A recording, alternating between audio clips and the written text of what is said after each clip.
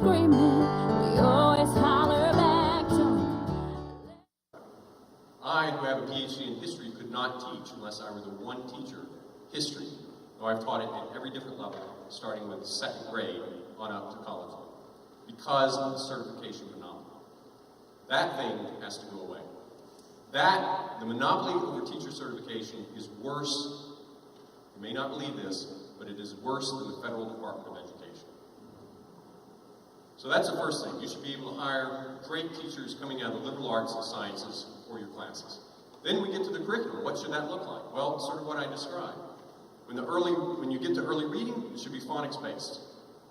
And the current standards as they're written are a dodge around phonics. They throw in a little bit of phonics language to make it look like there's some phonics in there. But the first time that they actually mention reading, they actually mention students reading. They do so in a standard that uses the phrase sight words. Well, sight words, that's whole language. That's not phonics. So they actually are teaching whole language, and they're calling it phonics, which is what they've been doing for about the last 20 or 30 years. There should be great literature in the schools that the students get to read. The sappy books that students are reading nowadays in elementary school are just simply awful. They're very modern. Most of the schools that I've seen, and I've toured the schools in Indiana, they're using accelerated reader. It's called AR, if you've ever heard of this. And what they do is they turn the classroom into a modern scriptorium. You know, it's like a bunch of monks sitting around reading their own books. They never talk about a book. And so each student who is assigned a reading level reads book after book after book after book, and then goes home at the end of the year and says, "Mommy, look, I read 100 books. Great, what were the books? Did you understand the books? Can you tell me one thing about those books?" The answer, sadly, is no, because the books really weren't worth reading in the first part. In the second part, if they were any good at all, you would have read them together as a class, and you would have had a discussion. And not only would the higher reading students have profited from that, because they really could have learned more about the books, but the students who are the weaker readers, their reading level was shot way up, because they now profit from this common discussion that you're having about a great work of literature. And I've been in schools in suburbs around here, and in the Fort Wayne area, and I've asked, do you ever sit down with your students and read a complete work of literature, such as Alice in Wonderland? And the teachers will say, well, I guess if a student wanted to read Alice in Wonderland, she could, but no, we don't really do that. That's not teaching. And it's no surprise that, little kids, they can be excited about the school day because there's all kinds of fun stuff going on. The boys, for example, they can stand up every few minutes and go sharpen their pencils. They can throw away all the trash that collects in their desk. That's fun. But when you turn about 12 or 13, it's not so fun. And that's why the students are bored. It's not because they're adolescents. If they were reading good things, that adolescent energy would be channeled into the reading of great stories, like Tom Sawyer, if read the right way. So you got to do that. You got to read great books. Math, of course, should be done in a mathematical way that actually teaches what math is. Not in these convoluted ways that we're creating, and not, by the way, with calculators. Because all this talk about college and career readiness and all this, notice what they're doing is they're slipping in computers. More and more and more and more. And so, by 10 years from now, they think that, and this is actually happening in schools around here, they think that students are going to be sitting behind the computer for probably 5 hours of the day. And the teachers are going to be glorified computer learners, right? And supposedly this is just going to be the greatest, most wondrous thing that has ever happened. Except take the smallest computer that you have in your house, which is your calculator, and think about what that has done over the last 30 or 40 years to our understanding of math, by which I mean basic arithmetic in this country. I can't go to a McDonald's or Arby's or anything like that and try to give them anything other than the exact change. If I want $1 back or something like that, I get a mystified look. And then they have to go back and compute it because they have no idea what I'm doing. They can do nothing in their heads. And that is a failure that results from embracing a kind of technology that is fine once you've actually mastered arithmetic. I use a calculator, but at least I can go back and I can do things in my head. And we've fallen. We have less numeric literacy these days than we did in the 1950s. Because my grandparents, they could just do sums in their head. They could do My grandmother taught my father how to do batting averages, baseball batting averages. And she could figure them out in her head. You know, it's easy if he's gotten 3 hits out of 10. That's pretty simple. But what if he's gotten 172 hits out of 533 at-bats? And she could give you within about .01 what the batting average would be. Nobody can do that these days. So, what else? Well, we have to have, in high school, great books, complete works of literature, that teach not only language and stories, but also teach the virtues. Because, as the pastor pointed out in our first prayer, if we have a school system that is not founded and rooted in virtue, then not only do we not have a virtuous republic, but we're not even answering the biggest questions that young people have in their adolescent years. There are all kinds of temptations in their adolescent years. They're all over the place. There are all kinds of images that they're being given. Unless the schools, you can't just throw up your hands like some people do and say, well, the family is broken down, society is broken down. I know that's the case. I know that's tough. But these folks who are coming to school are still young people. And they still have, sometimes it's small, but they have a glimmer and sometimes a glow of a soul. And that soul has to be spoken to. And the best way to speak to that soul is through the great works of literature and the great stories that you find in history. And so they need to be told. They actually need to be told. And whenever they are told, the students respond to them. And it's easy to set this stuff up. It's not easy to do, but it's easy to know what ought to be done. In fact, the last chapter in my book is a recreation of what I think is a solid high school curriculum that if you went through, even if you went through half of it, you would be a richer person for the historical and literary inheritance that you have. And then the other thing that we have to have, of course, well, 2 things: decorum and virtue in the classrooms. And that means people would have to start cracking the whip. That means principals would have to call, mommies and daddies and say, this is out of dress code. Because the kids want to get by with all sorts of stuff. And so they have to be told how they should order their lives, and that means how to dress appropriately. And all those sort of disciplinary things. But here's why that is a battle that can be won. What I've seen about children is there are 2 distinct things about children. This is particularly true of adolescents, so between 12 and 14. They are natural anarchists. All children are natural anarchists, and they would love to run wild. And yet, at the same time, this is part of our fallen nature, I think, all children crave order. And if you actually give them order and treat it like this is the way that we ought to behave ourselves, they will respond to it. And they will become ladies and gentlemen, which is even a higher thing than being students. So these things have to be put into place, and everywhere they are put into place, they work. And I work with classical schools all over the place. There's, in fact, a school down in Bloomington. It hasn't started yet, but we've been working with a board down there that will start a classical charter school. We hope in the next couple of years, and this sort of thing is going to happen. You've just been told that Mrs. Pullman is looking into having a classical Christian school here in the Fort Wayne area. This is the good, this is I guess the silver lining in the cloud that has been the Common Core, is that it shocked the country so much that we're actually now starting to go back to the basic principles and trying to figure out what education was before it went into decline. And strangely enough, we had a great education system, public education system in this country up until about the 1940s, we'll say. It's hard to put a date on it because Dewey and his bad guys started working on this pretty early. But the education that my grandfather had, I wish I would have had. And maybe I could make some improvements on it. I'm sure that I could, but I've gone through his school books and I've looked at the things that he learned. And I knew the things that, I witnessed the things that he knew. And I witnessed his astonishment at seeing young people, to include me, who didn't know the things that he did. And so we need an awakening, which is really a reawakening in this country that tries to go back to the principles laid down by the Founding Fathers about what education is. But it's not just because the founders said it, and we're just deifying them. It's because these are the principles that are true in human nature, that are true about the human mind, and that are true about the disciplines that we ought to study, be they literature, or history, or science, or math. These things are rooted in nature, and it is our purpose to follow them and to do them well so that we can make good young citizens. Thank you.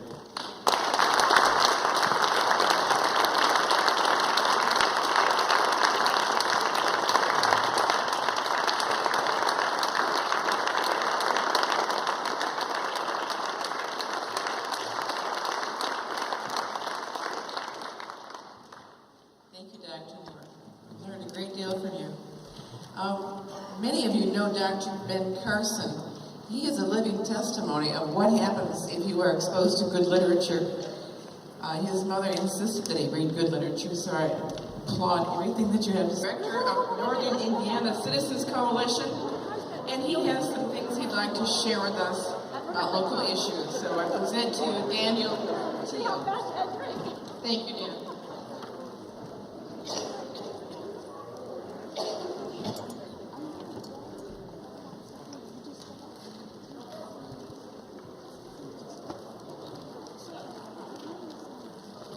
All right, folks, break time is over. If you could please resume your seats.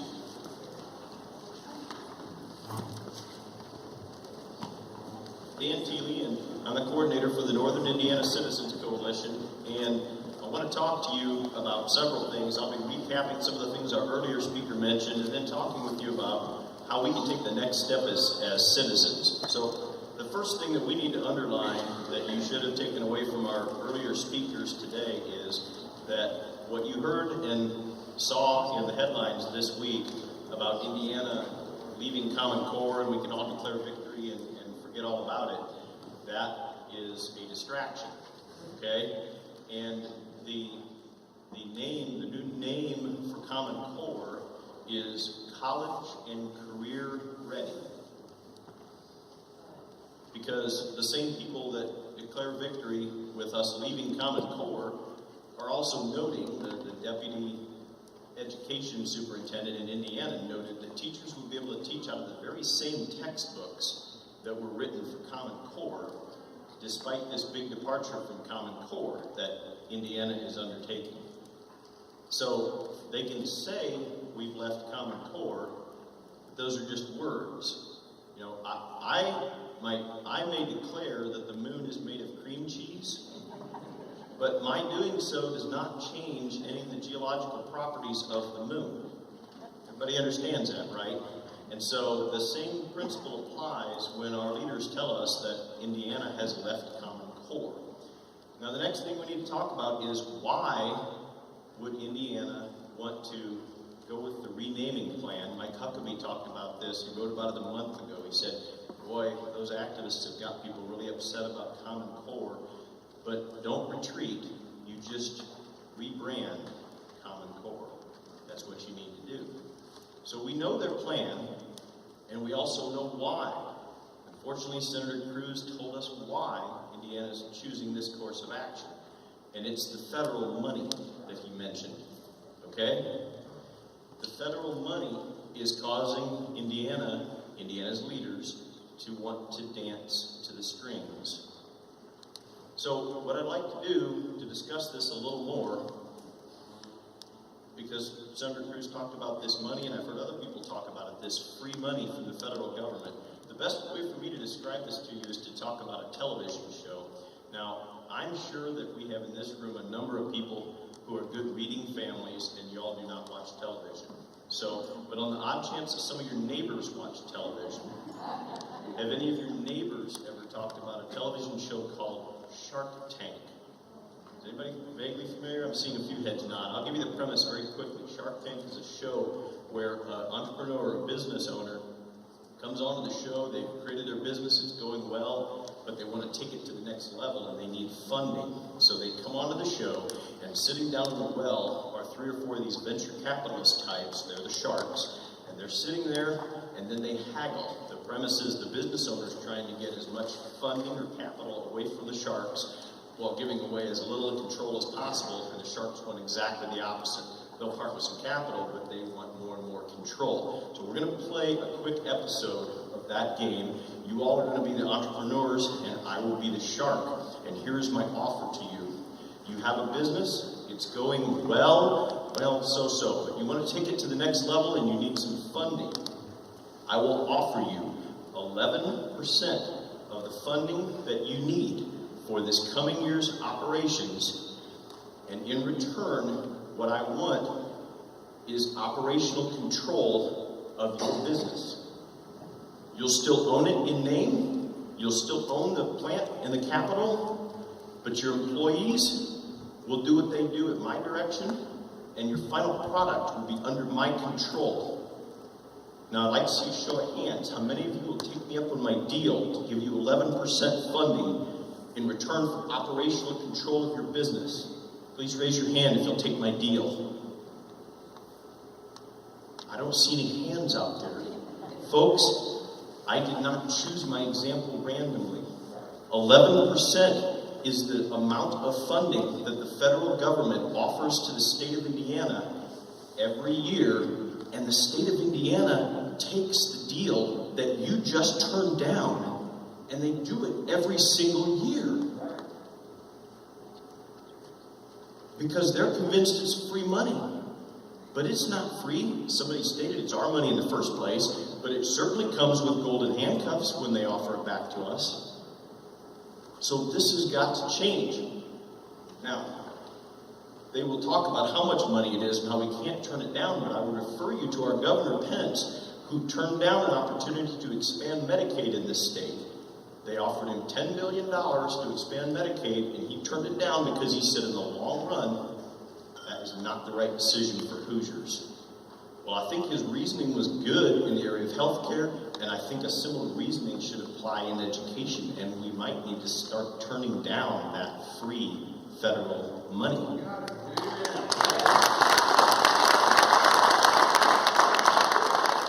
Now, the next thing we need to discuss is how do we do this? And I want to turn back to a history lesson. When our country was founded, someone asked John Adams who were the aristocrats in the new United States, because we didn't have titles like they did in Europe. And John Adams said, an aristocrat is anyone who can influence the vote of one other person besides himself. That is an aristocrat in the United States of America. Now, I'm not going to use the word aristocrat, that's a little dated, but I will use the word activist. And that gets a bad connotation because we might only think of activists on the other side. But I want you to start thinking of yourselves as activists, as people who seek to influence the votes of your neighbors. Because in order to make this change, we have to understand how our government works. Those of you who learned in school from the civics books, that might look good on paper, but that's not how laws are passed. And those of us who grew up in the 70s, we learned on Schoolhouse Rock, a little dancing piece of paper. He said, I'm just a bill, I'm only a bill. That's also not how it really works. The way it works in our process is, first, activists move voters. That is step one. So you will be out there persuading and you will be talking to your fellow Hoosiers and letting them know things like, we're not out of Common Core, they just renamed it to be college and career ready. That's step one. Activists move voters. The second step is voters move legislators. When our legislators hear from their constituents, from their voters, that a course of action needs to be followed, and it's more than just a few of them, they start to pay attention. Now, that's where they are right now. Sometimes, however, we need to amp this up to the next level. And this is the situation in Indiana. When you find legislators are not listening to your patient persuasion, you need to cost one or more of them their jobs. When some politicians lose an election over Common Core, it will become very real to the rest of them. And your next chance is the primary election coming up right this spring. If on May 7th, the legislators down in Indianapolis see some of their colleagues packing their belongings into a cardboard box, and the thought crosses their mind that Common Core had something to do with it, we are going to get a lot more sincere dialogue with our leaders.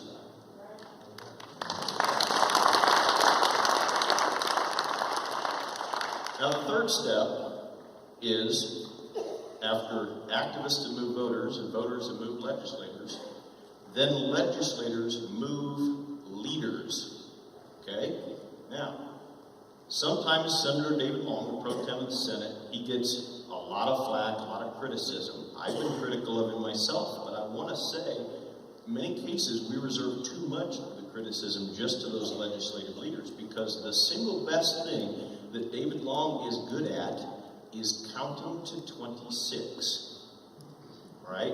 There are 50 state senators in Indiana's state senate, and that means 26 of them is what it takes to move a bill, a piece of legislation. So if 26 of them decide they want to move a certain direction, and Senator David Long, the pro tem, doesn't find a way to move them the direction they want to go, he won't be the pro tem very much longer.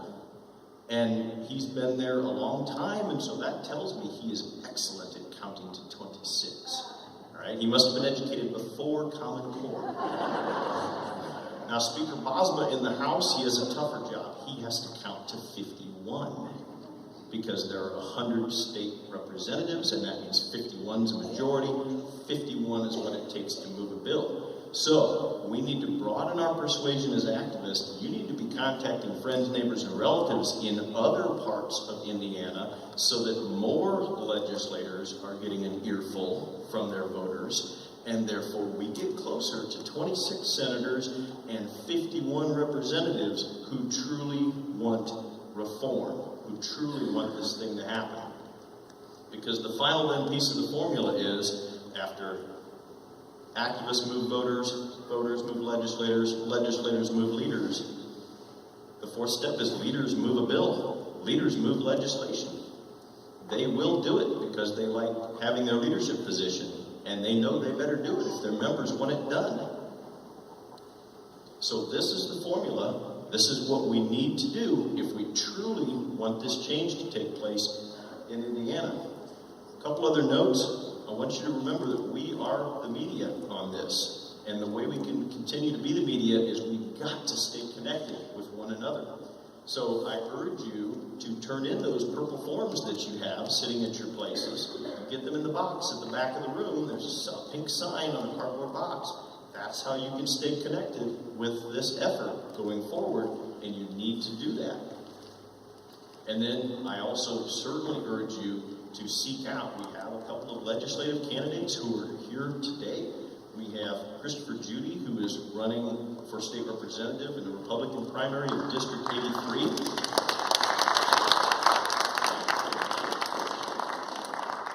And we have Denny Gorman, who is running in the Republican primary in District 85. Now, there are too many people that wait until the fall to vote, and you really give up your chance to meaningfully impact this process. The primaries are when the parties choose their candidates, and there are real differences on the issues in these contested primaries. So I urge you to talk to these two men and to the other candidates in the contested primaries when you get the chance. But you have a chance to talk to two of them right here this morning. That's what I came to tell you this morning, and now I think we're going to open it up for some questions. Chris Judy's in the back of the room. I'm sorry, I did not realize that Sheriff Freeze has arrived. And he is a candidate for the state senate in District 15. Thank you for pointing that out. Liz Brown. Thank you. Liz Brown is also here. Liz Brown is another candidate for the Republican nomination in State Senate District 15. And I was so proud of myself, I thought I'd scanned the room early and I identified all the candidates, so now I'm going to just ask, who else did I miss?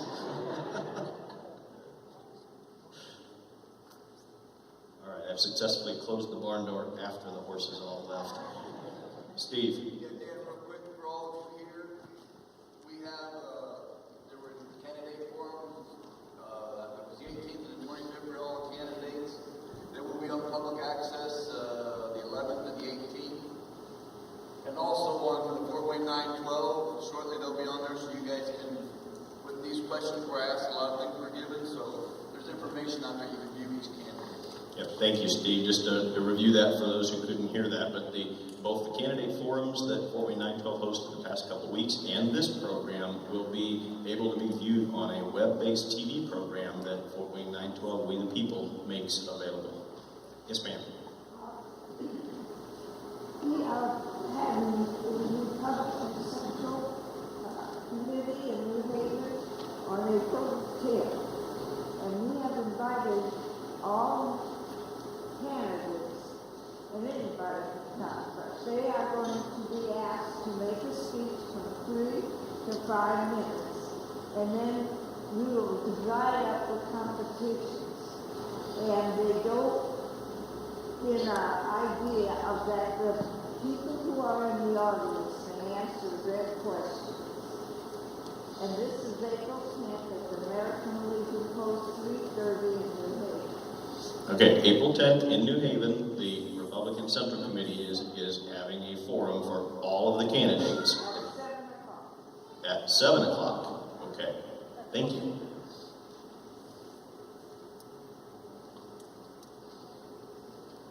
I think I'm going to take my place on the panel and let you direct your questions to Carmen at this point. Thank you, Dan. We appreciate your information so much. We certainly appreciate the passion with which you have put forth so much effort these many, many months. The first question that I have comes from, I hope I don't mess up the man's name, Darren Croman. This sounds like a really good question to me. Dan has contacted Lori Weber of the Indiana Department of Education as of yesterday. And he has asked her to explain what the Core Link assessment is, which is supposed to be taking over Common Core, and what it's all about. And he was told that since Indiana is no longer in Common Core, the Core Link assessment's purpose is to let students, or test students on requirements from the federal government. It's pretty clear. According to the websites for several different textbooks, the publisher, the maker of Indiana's iStep, iRead, and Core Link assessment, it says Core Link service is a cost-effective, comprehensive solution to help you ease the transition to Common Core. Obviously, we're not out of it. It includes a new item bank that aligns with Common Core in a wide array of professional development and psychometric services to help you, the educator, build a bridge from your existing standards to the Common Core. I'm thrilled. So we are required to administer the Indiana Core Link assessment.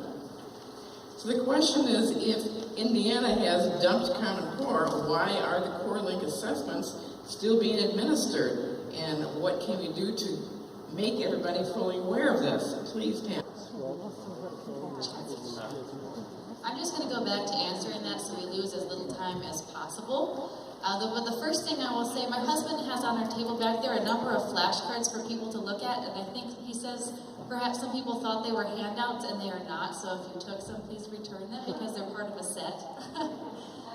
But back to the testing question. I don't know anything about the particular assessment, but I want to talk about a few things about tests that parents need to be aware of, which is that when you talk about psychometrics and testing, it sounds like a scary word, and sometimes the word psychometrics merely means, psychometrics just means measuring a mind, right, how a mind is worked. So sometimes a test is just measuring a mind in the way that you would want and expect a test to do so. Can you do this math problem? Do you know how to read?